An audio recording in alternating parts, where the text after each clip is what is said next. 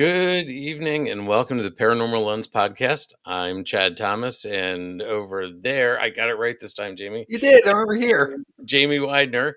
We're both members of Jotnick's Paranormal out of the Lancaster County area, Pennsylvania. Jamie, what's going on? Well, sir, it's election day, so that was a thing all day, right?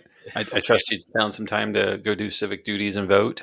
I did, and I got Zoe there because Zoe turned 18 this year. Well, you know that, Yeah, but I knew that. Yes, but Zoe first, turned first 18 cycle. this year Yep. and was very excited to do her civic duty and got registered and cast her ballot today. So I'm very Yep. proud of her. So All right. If you don't vote, you don't get to complain. So that's right. really simple. So, We're going to complain no matter what. But yeah, this is true. So what's going on with you? How was your week? my week's been busy. Work has picked up, and it's either feast or famine sometimes, and we are Hey, Jim. in feast with work at least. So so Yeah. so I think I had a let's see, what was it, a 14-hour day on Saturday, and that makes for a long day. I'm going to tell you something you may not know. What's I had that? a 24-hour day on Saturday. Okay, I had a 14. Actually, did you, or did you have a 25-hour day? I might have. I don't know. I was just, or last We week. gained an hour. We did gain an hour this week. Yeah. Oh, 20. I don't know. That's always confusing. Anyway, we digress. Here's the funny thing, and I do this to myself. It doesn't matter whether changing them forward or changing them back. I stay up too late. So I lost the hour I gained no matter what. So Yep, definitely. didn't help. So, Hi, Marie. Good evening. So yeah, it's so but yeah, other than that, it's been a good I week. agree. This is the best thing on tonight. So don't worry about the other stuff. It'll work itself out. Yeah, you know what? It's going to be what it's going to be, and we have to just be happy with the results and live with the results. And 4 years will be here in 4 years, and we can make a change then. If you're not happy, go vote. So Yeah. All right. anyway, Considering this is a paranormal podcast, we should probably talk about some paranormal stuff. yeah, probably. Yeah.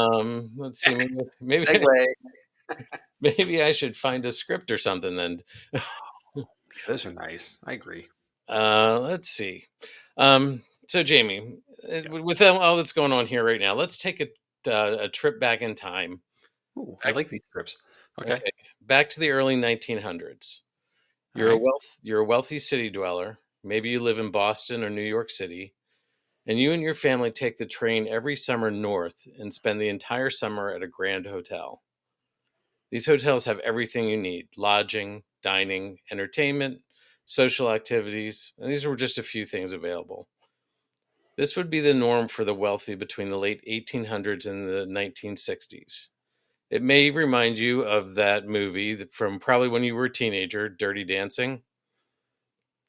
Do you remember that movie? Never. Yeah. Never heard of it, right? Of course. So, Hey, nobody puts baby in the corner. exactly. Well, we aren't going to be talking about the fictional Kellerman Mountain House tonight. We're going to be talking about one of the grand hotels that Dirty Dancing was modeled from.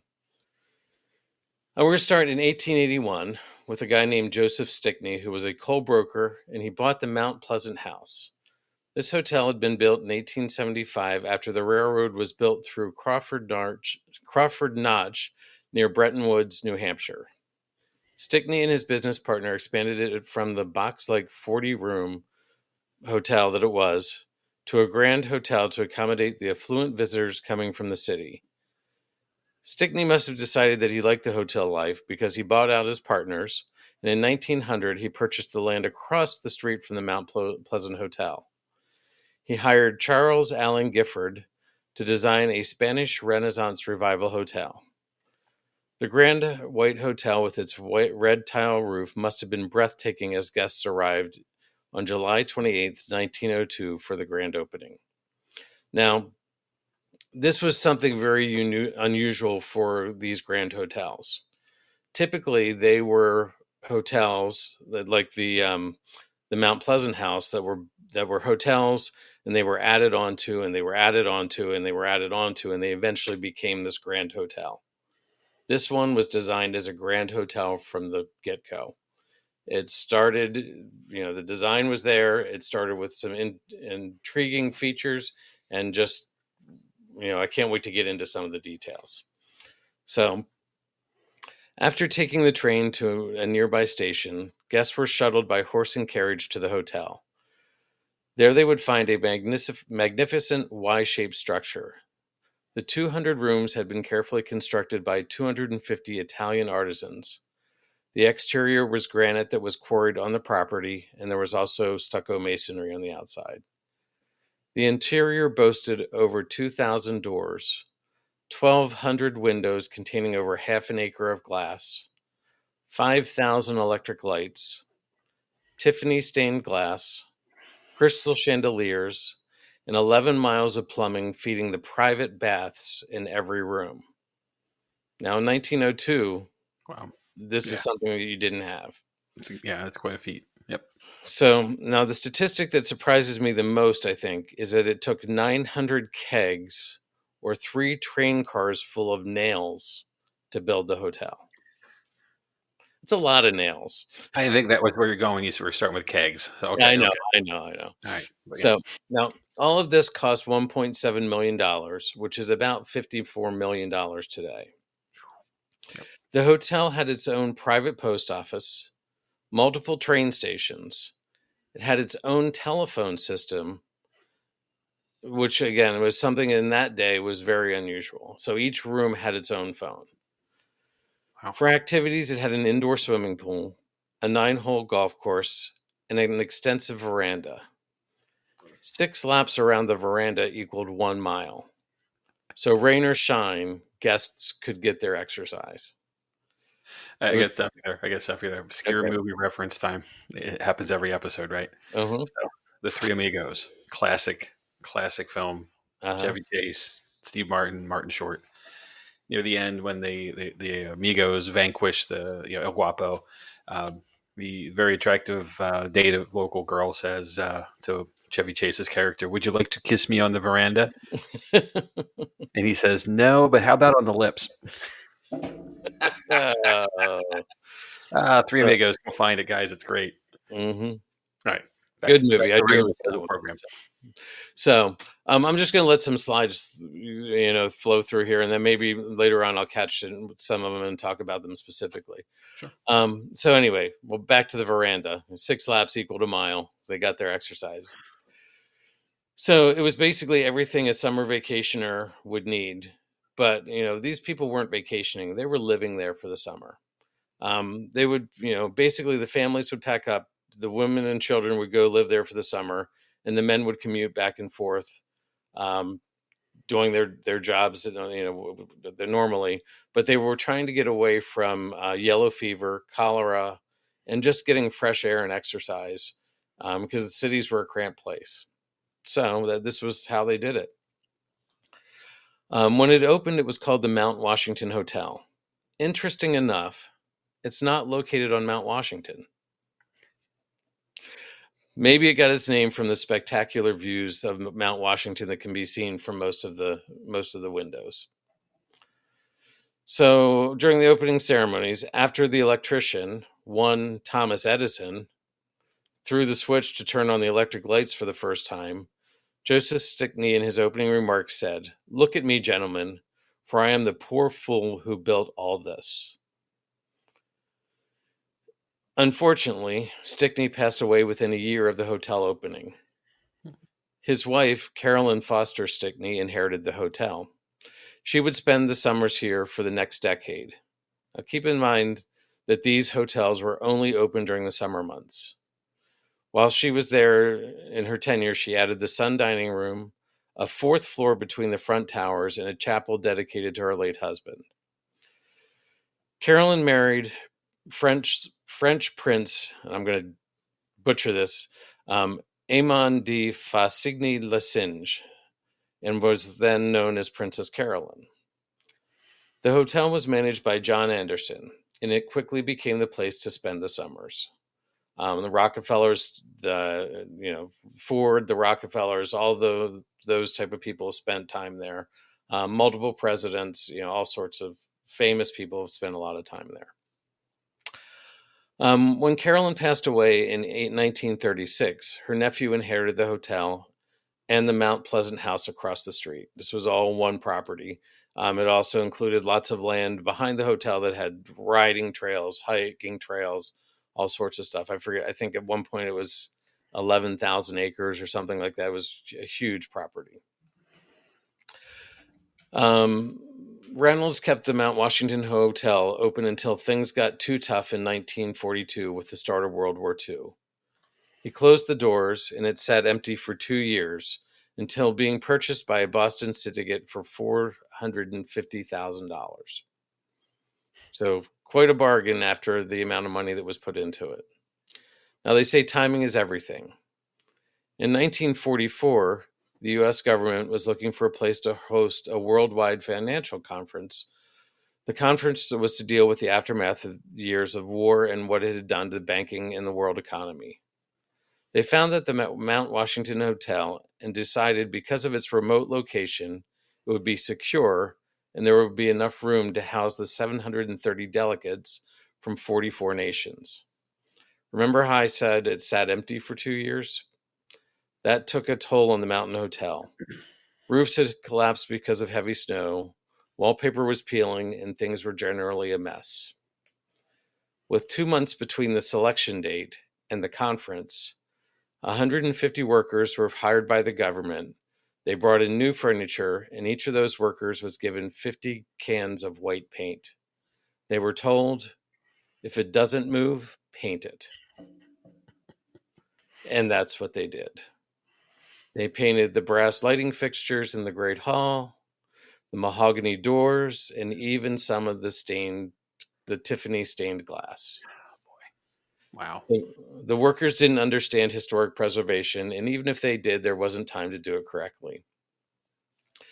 This conference that took place in July of 1944 lasted 19 days. Now it's known as the Bretton Woods Conference.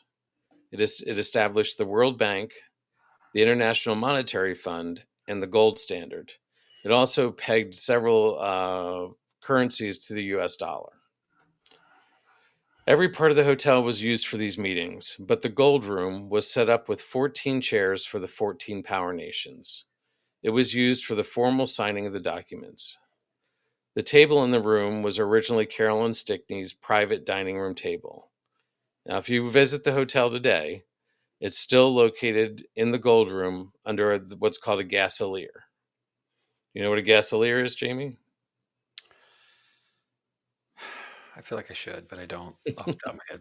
All right, a gasolier is a chandelier that uses gas instead of electricity. It kind of sounds like it should be that, right? Right. It's kind of a play on the name. Okay. So the reason that they actually installed this for the conference because there was fear that the electricity might fail. Okay. So they put this in.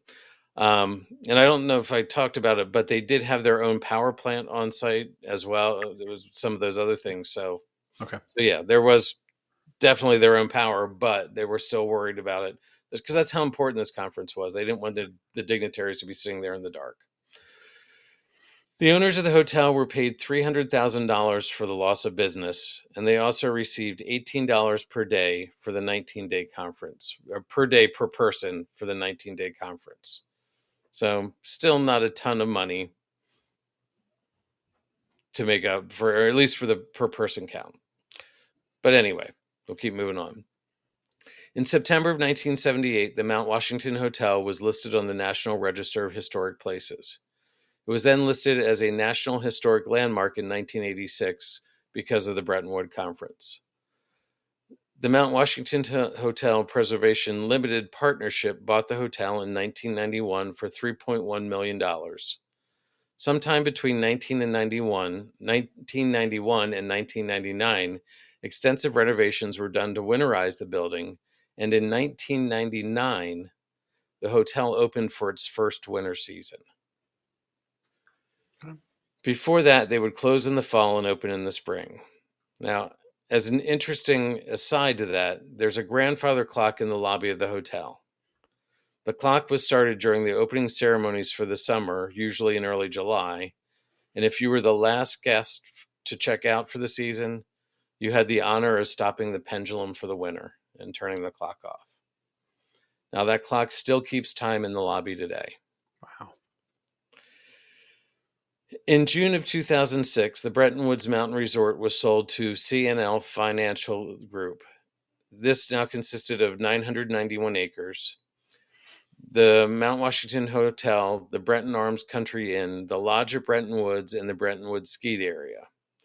In 2009, a 25,000 square foot spa was added, and a 25,000 square foot conference center was also added. Omni Hotels and Resorts took over the management of the complex. In December of 2015, Omni Hotels and Resorts purchased the Bretton Woods Mountain Resort and currently runs it as the Omni Mount Washington Resort.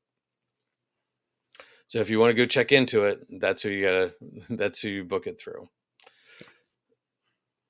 There's a lot of interesting facts about the hotel that I'd love to go into, but I don't know if we're going to have the time. But right now, I want to talk a little bit more about Carolyn Stickney. When Joseph passed in 1903, Carolyn had everything she needed financially. Spending her summers at the hotel became her norm. Though she didn't run the hotel, she was an important part of making the guests feel like they were taken care of. She saw that their needs were dealt with, but always made sure that she was the person in the room that was noticed. Life in the hotel was fairly structured. There were 3 meals a day in the main dining room, and guests changed clothes 4 times a day. Dinner was a formal event. There was a curtained balcony that overlooked the entrance to the dining room. And there's one of these pictures that you can see a portrait of that. So when dining in the main dining room, Carolyn would watch from this balcony. If she noticed someone who was dressed better than she was, she would go to her room and change. She was always the last one to enter for dinner. Her table was reserved just inside the dining room to the right. Through the years, this table has always been set for her until 2020 when the tradition ended. Another place that Carolyn had strict rules about was the indoor pool. Apparently, if Carolyn decided that she wanted to swim, all the guests would be asked to leave the pool until she was finished. Room 314 was Carolyn's room. Even after she married the prince in 1913, she would spend the summers at the hotel. She would arrive to make sure everything was ready for opening day in early July. And then it was ready for everything, in early July. And then at the end of the season, she would pack all of her things, including her bed, and have it shipped to France where she would spend the rest of the year. This continued until the prince passed away in 1922. After that, she settled into a Rhode Island home for the off-season, making sure her bed traveled with her. She continued this until she passed in November of 1936. Her bed has been returned to the Mount Washington Hotel and is used by guests who stay in room 314. Now, Jamie, I found a video actually on TikTok, of all places. The TikTok, sir. What's that? The TikTok. The TikTok, sorry. So I found this video, and it's sort of a tour of the suite. So can you sort of narrate for the people who can't see it? Sure. And we'll go through and just it's a really cool short little 1-minute video. So here we go. Yeah. So you're seeing a 4-poster bed with a canopy, which is really cool. That's her bed, I guess. A nice seating area, fireplace, coffee bar type thing, a settee. Wow, great view. Holy cow. Nice corner room. One thing I don't see is a television. I like that. That's pretty cool. Nice 3-piece bathroom, a lot of tile. Okay. There's a lot of tile, not towel, but the towels look very plush. You can just tell they're thick, Mm-hmm. you know. Um, oh wow, they have a 5 panel wooden door. You don't see them anymore. It's not white. Yay! And a little kitchenette area. Um, and it looks like a very nice walk-in closet, which you don't find in many hotel rooms. Oh, that's really cool. Oh, there's the TV. Never mind. Sorry. Oh, sorry. Oh well. Yeah, a little kitchenette, microwave, fridge, tile floor. That's cool. So yeah, and so that that's where Carolyn would spend her Her summer. rooms. Okay. Yep. So, like I said, I found this video on TikTok. The woman who posted it, let me see if I can find her name again.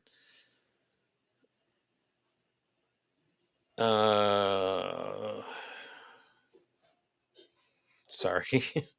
um, okay, so the video was posted by the original Cat 1987. This guest had issues checking in. They didn't have a reservation correct. So the hotel said, "Would you like to be upgraded to the Princess Suite?" And she said, "Of course." So, Why not? so why wouldn't you? If Of course, what they don't tell you is that the Princess Suite is one of the most haunted rooms of the hotel. Um, so I couldn't find anything of if she had any experiences or not, but she enjoyed the room. But there are plenty of other people who have had experiences there. Um, Most of the stories begin in the same way. Someone will notice the smell of a flowery perfume. They will hear a banging noise, even when the heat isn't on. They may hear a scratching sound. Others observe Carolyn sitting at the foot of the bed combing her hair. Another common story in 314 is that of being nudged in the shoulder. So is Carolyn trying to figure out who is sleeping in her bed? Yep. I want to make a note here of the time at 22 minutes and 18 seconds. The first road trip call came in. I'm So surprised it took that long. I'm really surprised it took this long. So, So, but so there we go. anyway, I found this. I found several firsthand accounts of things that have happened, but this one was specifically of room 314. It was from a blog on redoakproperties.com, talking about staying in a haunted hotel room. This guest and her husband had this experience, and this is what they had to say. They decided to take a road trip in September. When arriving for their weekend stay, they were told that the room wasn't ready, but if they wanted, they could be upgraded to room 314, which was a suite. They agreed and headed to the elevator. When they asked the elevator operator, you don't see those too often anymore either, um, when asked by the elevator operator where they were going, they told him, and he replied, "Oh, the haunted room." Thinking nothing of it, they got to the room. And the first night, when they were woken up by a scratching sound on the windowsill. When she tried to get up to see if it was windy outside, she heard what sounded like a bang on a pipe. Now the heat again wasn't on. The next day, while she was at a spa appointment, her husband decided to take a nap. He was woken up when he felt someone nudge his shoulder. He thought it was his wife, but realized he was alone in the room. That night, and around midnight, they went to sleep around midnight, but at about 2 a.m., they heard the metal ice bucket lid hit the floor. When she sat up, she noticed the smell of flowery perfume in the air, and she noted that she doesn't wear perfume. She froze and couldn't move, and she had no explanation of what happened. The next morning, she told the waitress in the restaurant what had happened, and the waitress only nodded and smiled.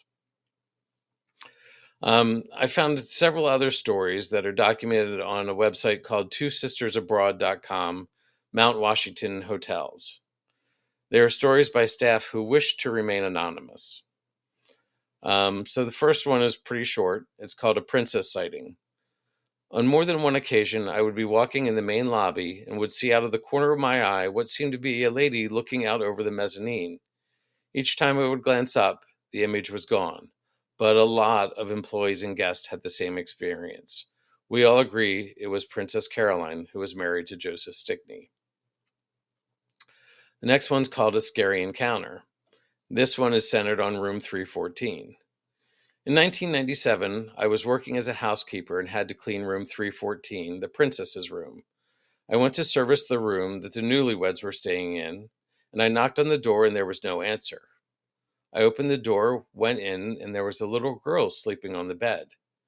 Immediately, I went to the hallway to see my inspector and told her I couldn't clean the room because the little girl was sleeping. She said that was odd because the guests were newlyweds and nobody else was registered. She asked me to leave a note that I was coming back in an hour to service the room. I went back in the room to leave the note by the table. I walked into the room quietly to not wake the little girl up. When I looked at the bed, instead of a little girl, there was a woman staring right at me with the most scary smile on her face. She had black hair and was wearing a white dress. I got chills down my spine, and I just stood there frozen. She sat on the bed and kept staring at me. I ran out of the room and told my friend, who was also a housekeeper. We both went back in the room, and there was no one there. I still have a hard time remembering that incident, and I get chills every time I speak about it. I have many friends that have worked there, and I heard a lot of scary things happening. Oh, the day before this happened, my friend and I took pictures of ourselves on the princess's bed. Everybody tells me that I made her upset by doing that. So, let's see. The next story is called A Ballroom Visitor. In the late 80s, early 90s, when the hotel was still only seasonal, I was working alone in the ballroom late in the fall just before shutdown. That time of year always seemed to have more ghostly activity, like they knew they were all leaving soon. I had been working on the floor and I was resetting the room for a large meeting. The ballroom had super heavy curtains on the windows at the time, and I had closed them. I was moving chairs from the other side of the room, and at one point the curtains started flowing as if someone had a hold of them and was waving them back and forth. I checked all the doors and windows, and nothing was open. It made me wonder if someone was messing with me. I set down a chair and stood back up, and clear as day, I saw a woman standing there in a hoop style dress. Without even thinking about it, I started to leave, but then halfway to the door, I went back to see if someone was playing a trick. I went back out into the middle of the ballroom and was facing forward to the lobby of the hotel when it felt like somebody brushing past me. I guess it wasn't a trick. All right, the next story is called The Haunted Orchestra. As I walked into the ballroom late one evening on a night where there was no performers, I heard faint sounds of an orchestra playing. I thought a rehearsal was going on and I went in to see who it was. There was no one there. No one. As I walked from the side of the stage, the lights suddenly went out and the music got louder. It was surreal and very, very scary. I ran to the light switch and saw that it had been turned off. I turned it back on and the lights went on for a second, and then the switch turned down on its own. The entire time the music kept playing. I ran out and found security and told them what happened. They went to investigate and found nothing. No music and no problems with the lights. Wow. Of course, security never has problems with anything. All right. So the next story is about a room called the Cave, which is a hotel bar. I think there's been maybe some pictures of that flash up. I had few experiences, but this is the one that stands out for me the most. A few summers ago, I was bartending in the Cave, and it was just after we opened. I was standing on the side of the bar. No one was near the other end of the bar. The only people in the room were me, the other bartender, and two guests that we were standing and chatting with. All of a sudden, we heard a loud thud at the opposite end of the bar, and a stack of teacups and saucers we had stacked underneath the bar came flying out at least 4 feet and smashed all over the floor. No doubt in my mind there was a spirit in the room. The guests we were chatting with finished up their conversation and left for the night. They never came back for a drink. Yeah. So some pretty interesting things seen by people who work there. The hotel has been investigated by many teams and people in the paranormal field. One of the groups that spends a lot of time there is Amy Bruni, Adam Berry, and John Tenney. On her podcast, The Haunted Road, Amy shares this experience. She had checked into the hotel one night, preparing for an event the next day, and went to bed. She had turned off the overhead light and was using the bedside lamp to get ready for bed. She climbed in bed and turned off the lamp. She lay there and she heard a click, and the room's overhead lights came on. Confused, Amy thought maybe it was a wiring issue because of the old hotel, and maybe the switch hadn't been turned off. She walked over, turned the switch off, and climbed back in bed. A few minutes later, she heard the click again, and the lights came back on. She got up, turned the lights off, and this process repeated several times until finally, exasperated, she said, "I'm tired and I have a long day tomorrow. All I want to do is get some sleep." With that, she heard the light click one more time, but this was the lights turning off.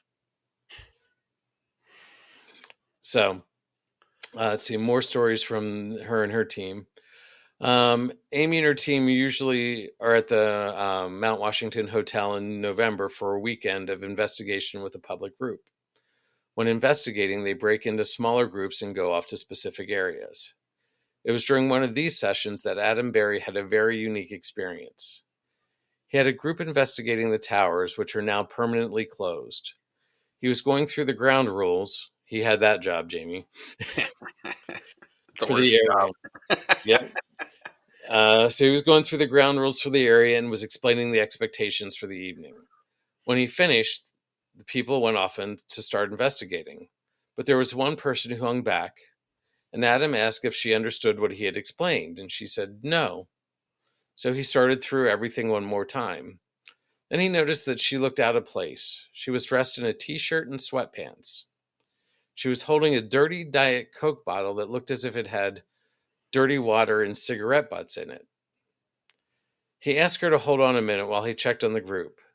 When he turned around to see where the rest of the people were, he realized that this woman didn't have a lanyard on that they had all been issued to know who was supposed to be in the groups. So he turned back to her, and she was gone. Now, this room only had one way of getting out of it, and it was through a creaky old door. He didn't hear the door, and he asked numerous people if they had seen her, and no one recalled seeing anyone dressed like that. The next time Adam returned to the hotel, one of the staff tracked him down and said that she had been spotted on multiple occasions since then, but every time she would disappear before people could talk to her. Now, these are just a few of the stories that can be found on the Mount Washington Hotel. There are many, many more out there. So I would suggest checking them out, and of course, maybe a road trip. It is New Hampshire, so it's not too far away. Yeah. So Jamie, what do you think? Wow. Well, yeah, road trip, right? There's a couple things. One is, and I'm going to put a couple comments that we got here. So Bert did the same thing, and I did. I googled a place, and I found that the starting rate was $364 a night for a queen, very small queen room. But as I scrolled down the available options, you get out of the standard rooms and you get into the president or the executive level rooms, and the price goes up, of course.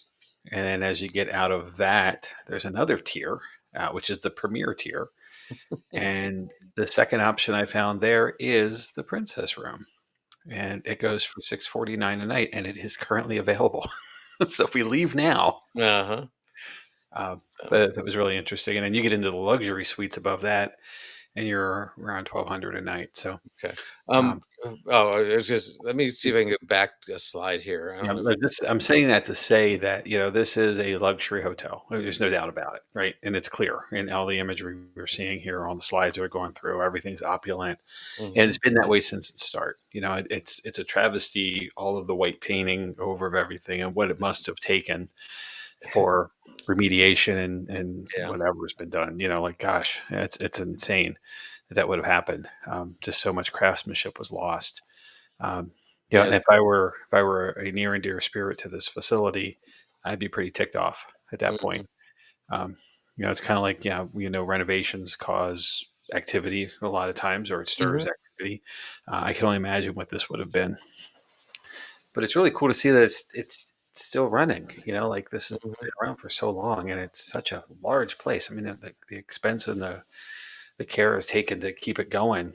Well, the Omni chain is not it's not a small operation either. So it's not right. It's not a Motel 6.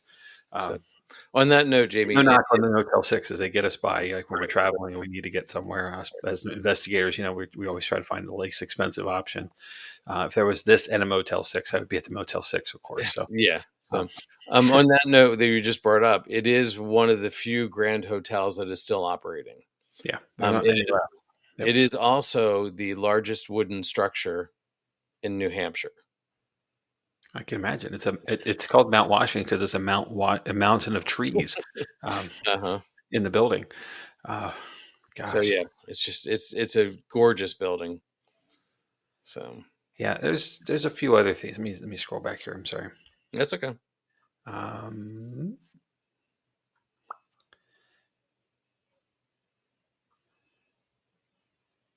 the road trip was there.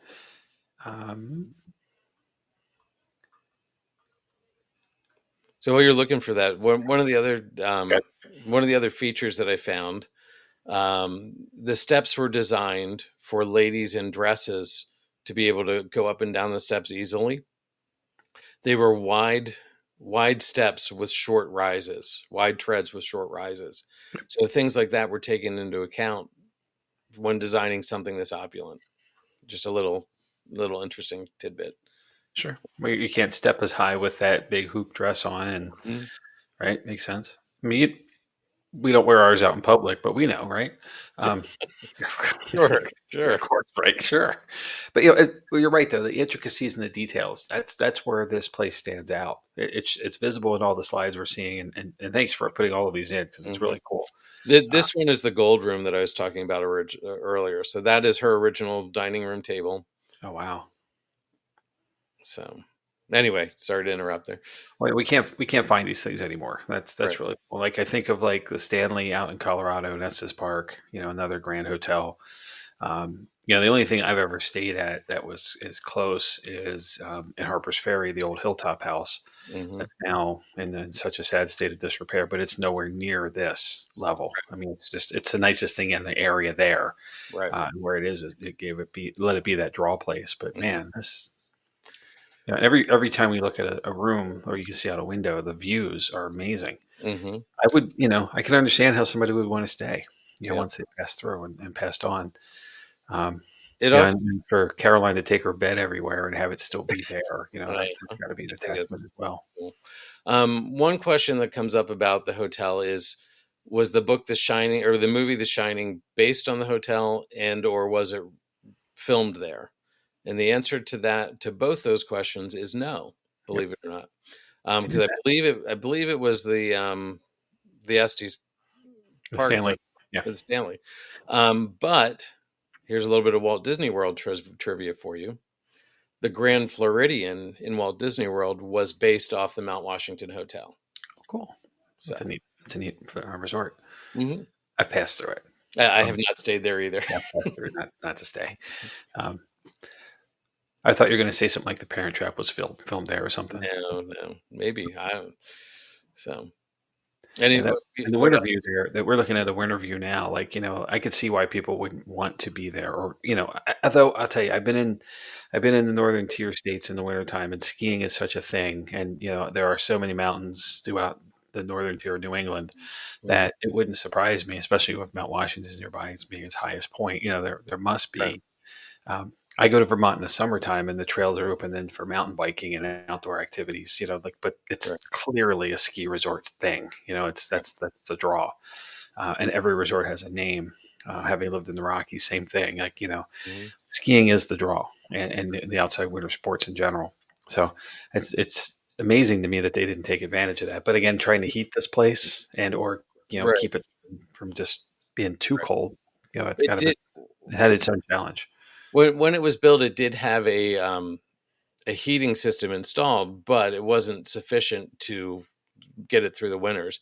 And I'm not sure when downhill skiing became a important sport for in the United States. Like, has it always been like? Because I think more often it would have been cross country. Well, But the same idea though. You could leave and go traverse some area and come back, a kind of thing.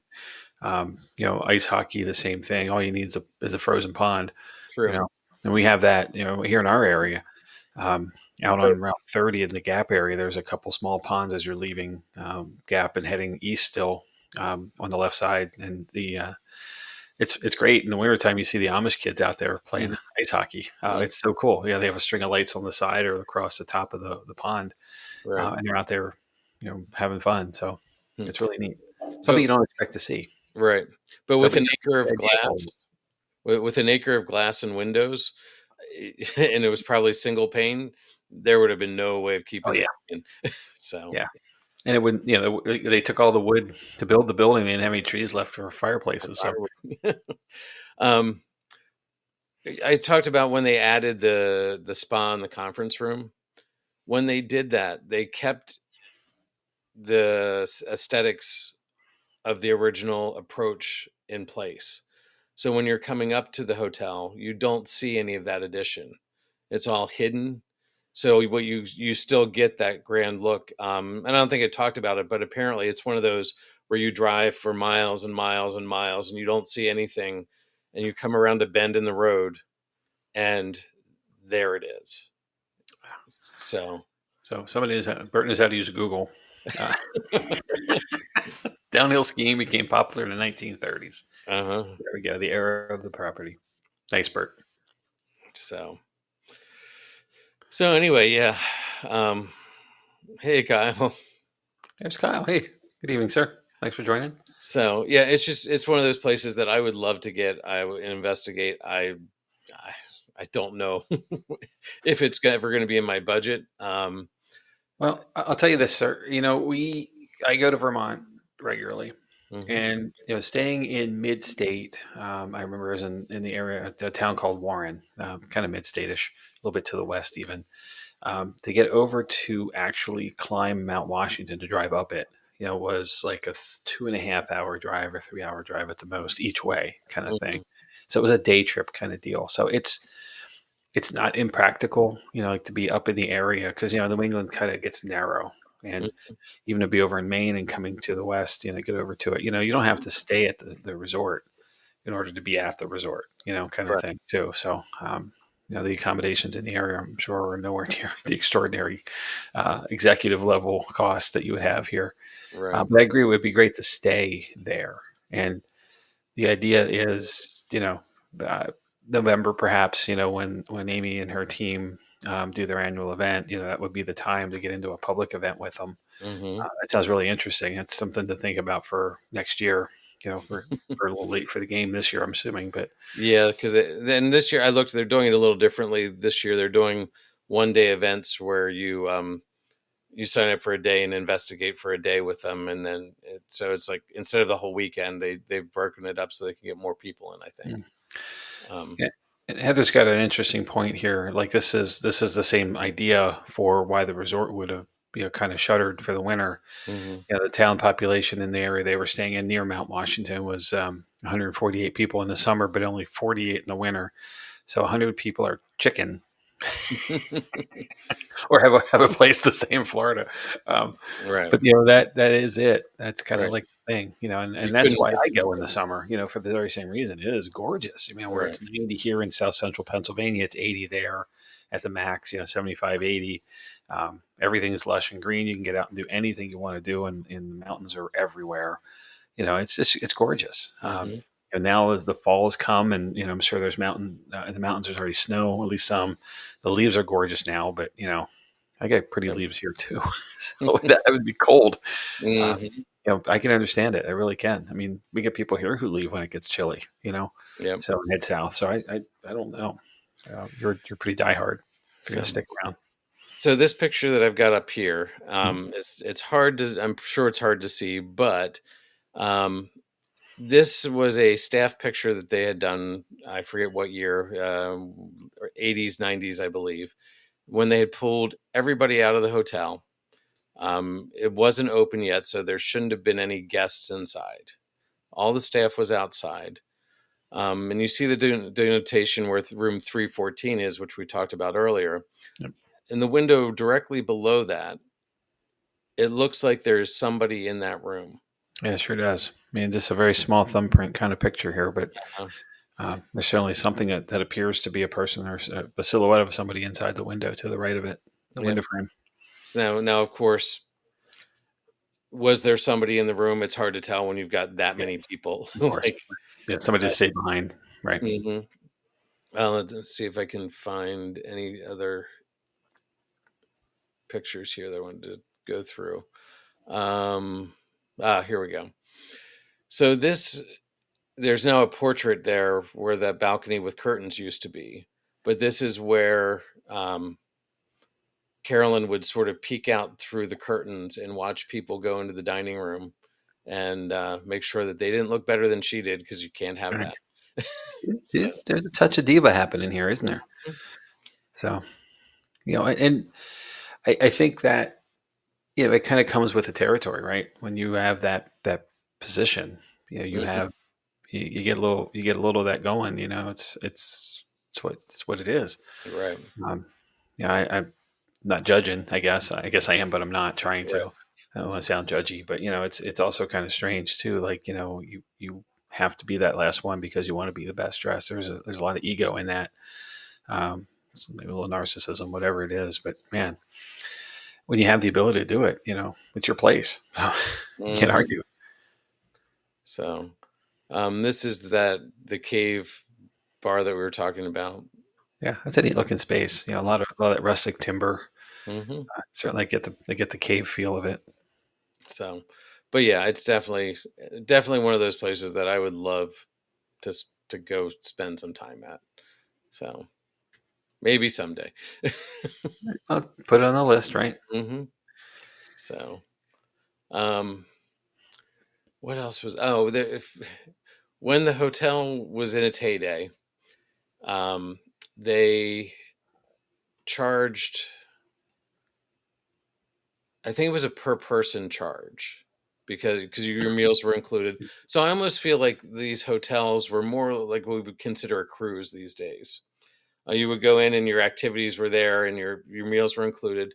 They charged $20 a day, which I believe was four times the norm for hotels. And if you change that to today's dollars, it would be $600 a day. Wow. Now, you have to remember this was, the family with the wife and the kids. They also brought their staff with them and their servants and things like so. You all the nannies like Entourage at this point, right? so, yeah. So everybody like you couldn't do this if you were not well to do. So, but anyway, yeah, definitely a place to go visit. I mean, these pictures just I can imagine can't do it justice. So, Yeah. Well, I know we have a former teammate who's been there a couple times, Jamie, investigating. So, yeah. yep. Well, again, it's on the list. Mm, It's like it's like everything we do, right? If we haven't been there yet, we want to get there. It's the joy of uncovering these new places, hmm. um, and having these eye opening experience things that people are having. My gosh, there's so many stories, and the tenure of time that this place has existed to allows for that. It's not like Hmm. it's a new build. Um, Marie's got the right idea. So, how many people can fit in a haunted room that we can divide and conquer? Uh, well, it sleeps three, believe it or not. It says that anyway. The princess room says it sleeps three on a queen bed. So we're gonna be elbows to elbows, but Well, there's there was a the love was seat. the There's a case couple lounge. chairs, Yeah. plenty of floor space. So So we that can that pile in. bed did not look like a queen bed when I looked at it. It looked more like a double, I agree. Completely agree. if not a And the single. online images even makes it look even smaller because it's kind of pinched a bit. Uh-huh. Um, but yeah. Ugh. Yeah, and there it is, right? That's a great point, Marie. Who sleeps when investigating anyway? You're right. You're so right. so anyway, yeah, definitely a place to put on the list, Jamie. So Yeah, I'm in. It doesn't take much, though. You know that. Hey, you true. want to? Okay. I Uh, was I was just re-listening to our Fort Mifflin episode that got uh-huh. uploaded this week, and I was commenting at the beginning how like a day before I stopped by your house, drop off a kid or something, some transition, some Hmm. prisoner transfer, um, and and I kid when I say that because it makes them roll their eyes every time. I know Um, it's funny. but It's fun. It's funny to me. That's all that matters. But I said, "Hey, what are you doing tomorrow?" And you're like, "Why?" I said, "Well, I want to get out of Fort Mifflin. You interested?" Okay, that's It all it didn't take. takes. I didn't skip a beat there. You didn't. It's like, okay, what time? That's kind of how it goes when you have so much ground to cover, right? Like there's stuff everywhere. How do we get it all? And I don't, we'll never will. It's a we'll call it a bucket list, whatever you want to call that kind of stuff that you want to get there. Mhm. Um, but there's so many places, so everywhere. So it's not enough time. Ever going to be enough time. Yeah. But yeah, if you're not aware of it, you'll never know. So thanks for bringing it forward, and this Mhm. is such a neat thing. Um, how the other half lives, kind of deal too. Like Right. especially back in the day, um, it's almost reasonable though. Like I've stayed in major cities and spent as much as the base start point here for their rooms. It's like 364, 384, depending on the Okay. layout. It's not too bad. I mean, I definitely have stayed in Chicago for like business trips and spent that much in a very icky hotel. Not icky, Mhm. but like not a nice hotel like this. Right. So 400 or so for a double room, that kind of Yeah. thing. So, Well, I definitely have stayed in New York City in a much smaller room for that yes, price. yes, exactly. Like So here you have luxury. you climb out of the end of the bed because there's no room on the sides. Yes, So I've had a few of those hotel rooms. Yes, cool. Well, when you're at the castle, you may as well continue. yeah, just shoot right over. Well, I guess it's not far. So it's a couple of 2 hours drive or so. And you can go back up Mount Washington. Just don't take your truck this time, so you're not scared. But, can't see anything. Uh, so You get a bumper sticker every time you go. so well, I'm not taking my car because my car would not make it up, but that's a whole different story. No, I think it would. I think it would. It's graded really well. It's easy. And there's pull offs everywhere, so no biggie. You can So always take the train up too, which is I really want to do that. Actually, it looks well, the train is a whole thing because that's called the Cog Railway, which is a yep. special Get train, it. and Yep. yeah. So Yeah, that's the next time. Yep. there you Person go. with me. Okay. So. Oh, Uh, anyway, any final thoughts on that? I mean, like you said, it's definitely an experience. I can't imagine living that lifestyle back in the yeah. early 1900s, but kudos to those who could. It must have been just a great thing. So, You know, it's it. We were talking about the entourage, right? hmm The amount of people that had to come with the family. The family size is one thing, and then the people that come with them. The other thing that just struck me is how much luggage these people would have had to bring. If you were talking about changing clothes 4 times a day, an outfit for each meal, and then an outfit to go out to something outside, some outside right, activity, something else, casual wear. hmm Um, I and, imagine you have to have a room just for your luggage too. right. Like it's crazy how Well, much which is the why the ruins there walk-in was. closet, like they had the walk-in closet, and that's why because Yeah. it wasn't just a day's trip, or it was months. Yeah, but this wasn't Samsonite luggage, like No, your with steamer roller trunks. wheels and everything. These are steamer trunks, and these chunky things, crates of stuff that was coming in. So um, And the man, the the the one thing logistics was nuts too. well, and the one thing I heard is, like, it would be 35 trains a day coming up and offloading people and then Wow. moving them to the hotel, like, it's just the logistic like you said, just the logistics. Yeah, So, it's its own enterprise. mhm, Well, so, yep, if you have it, there you go. mhm, so well, should we move on, Jamie? I think we can wrap up. Yeah, we're getting close to the top of the hour. So I'll go from here. So upcoming for us next week, we're going to talk about Rose Mackenberg, a real person, not a ghost. Well, she might be by now. She passed back in 1968, but she was a renowned private investigator who worked very very closely with Harry Houdini for quite a while, and went around and helped to debunk false mediumships and those who were taking advantage of people's grief and loss for profit. So, something that Houdini was personally invested in due to the loss of his own mother, and I wanted to make contact with the other side. So we'll dig into Rose and some of the circumstances with her and all the stuff that she did next week. Cool. 2 weeks out on the 19th, we're going to talk about the Queen Mary. It's Chad's episode. So I'm really excited there. That's one of those spots. Another one that everybody should try to get to. The Great Lakes Triangle will follow that. Get like the Bermuda Triangle and the Dragon Triangle that we've and the Alaskan Triangle. A lot of triangles out there in the world. So 3 points and some spooky stuff. I say it all the time is all you need. But so they're literally everywhere. But this one is quite a mystery still. So cover that. And then on December 3rd, Chad's going to tackle the Birdcage Theater out in Tombstone, Arizona. Quite a lot going on there back in the heyday. And then I thought it was time, because it's been well over a year, to revisit Urban Legends, but we're going to call it Part 2 International version. So we did the domestic, or a lot of domestic urban legends a while back, and it's an episode you can find on the streaming services in our catalog. But I started digging into some just out of curiosity from around the world, and it just doesn't stop. So It never does. Yeah. they never do, right? Yeah, they just keep coming. So we'll tackle that coming up right before December 10th. Sorry, just a couple weeks before Christmas, and we got to figure out our holiday schedule, right? So Yeah, because this year Tuesdays are Christmas Eve and New Year's Eve. So their days will get in trouble with family if we spend too much time here instead. yeah, So yeah. we'll figure something out.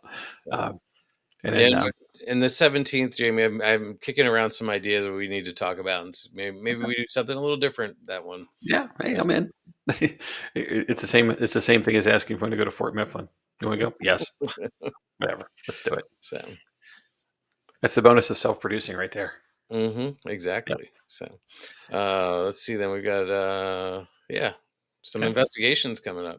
Yeah, we got 2 more events this year. The 16th of November is coming up in a couple weeks, and then December 7th, and we were wrapping up 2024 pretty quickly here. So it has been a fantastic year for events at Booby's Brewery, and we want to say thank you to everyone who's come out and joined us along the way. If you have not and you're anywhere nearby, please do. The place will not disappoint. It's just a neat old place. It's highly active at times. Can never promise you anyone's going to walk out of the wall and introduce themselves. However, having been there for several years now, we certainly know that there is activity. We will do our level best to have full engagement with you and teach you how to investigate if you don't know how to. So the only thing stopping you is you. So come on out. We'll see you there.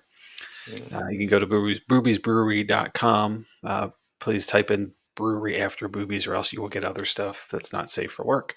We really don't recommend that, especially not at work. But I kid, of course. But yeah, boobiesbrewery.com. You can find tickets there for those events. And once we get the next year and the 2025 dates, we'll get them up here too. We just haven't been coordinated quite yet. We're in the process of nailing those down. So more to come. Yep, getting there. Yeah, we'll be back. Don't worry. And then how to find us. You found us on YouTube and Facebook tonight for this live recording, but it is a recording, and it will be available on the streaming services sometime tomorrow afternoon. But otherwise, you can find us on Instagram and TikTok as well, or the TikTok as it should be called. The kids are calling it. Yeah, so that's why the old kids are calling it. If you have a touch of gray, it's the TikTok. But we'll be on Spotify, Apple Podcast, iHeart, you name it. It's probably going to happen. If it doesn't, you don't need to listen to that service anyway. If you do find us there on any of those services, if that's where you found us here or any of the other episodes we have, feel free to give us a review. We'd love to hear from you. Let us know how we're doing. A bunch of stars would be fantastic as well. I think they only allow 5. We'll probably earned 8 or 9 of them, but we'll settle for 5. We'd love to hear your feedback and give us, some ideas what you might want to hear us do coming up as well. We have a schedule of events that we're going to cover for episodes, but we're certainly flexible. We can squeeze stuff in anywhere we want. We make this ourselves. So, but if there's a topic you'd like to hear about or an experience you've had, feel free to drop us a line at paranormallenspodcast@gmail.com, and we will follow up with you and see what we can do. So, yeah, touch base. So speaking of the streaming stuff, Jamie, we are up to 429 plays of our streaming stuff. Oh, wow. To 11 countries, which, that just amazes me that there's people in 11 countries out there who are interested. I didn't even know there were 11 countries. That's amazing. Um, just it's just sort of cool to see it. Yeah. We Thank you.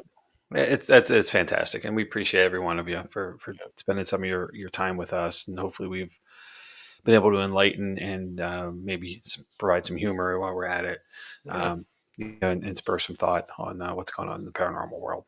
We yep. really appreciate you. So, and we almost have all of our season one catalog uploaded. I We're getting noticed that. Oh my gosh, yeah. So so we're getting there. they're out there. Yep. Yep. So yeah, I preloaded the Haunted Mansion today, Jamie. So that's coming up Oh, soon. oh my So gosh, that was my first field assignment. hmm Um, so yeah, so I'm looking well, forward. I realized that today too as I was catching up on us, and I thought, oh, it's got to be soon, like a couple hmm days. So so fantastic. it is. Yep. So all right. Well, That as means actually always. that means we have the episode that I was away with Steve Dills for the Hanover Tavern coming up next as our next release. So Yep. if you have not, we're not afraid to plug others, and certainly we have there are a lot of great people out there, and we know a lot of folks who are doing really really great work in the field, promoting and engaging and providing opportunities for folks to get out and investigate spaces that you may never have gotten to otherwise. And the Hanover Tavern down in Virginia is one of those such places. And Steve Dill's there, who runs their paranormal group. They have a Paracon coming up in January there. Mhm. We've toyed with the idea of going. I'm just probably going to. But it's a really well run event. Mhm. A lot of guests, a lot of cool things. The investigation, of course, there as well, and the complex that the property really is as well. So, um, Yep. and it's warmer in Southern Virginia in January than it is here in the Northeast. So, No, because when I no, went down last never year, mind. All right, fine. it snowed. Yes, I mean I went down and it snowed that day. So Get out, really? yep. Holy cow. All right. Well, I know they shut down like DC when it's like a flake of snow, so I'm assuming Exactly. everything was on lockdown. Yep. So All right. Well, take um, some milk and eggs with you, just in bread, just in case there's so I snow. can make my French toast. Yes, you have to make French toast. So, That's a rule. so yep. All right. Well, on that note, everybody have a great week, and we will see you next Tuesday right here, same place. Until then, stay spooky, right, Jamie? You got it. Good night, all. Take All right. care. Good night.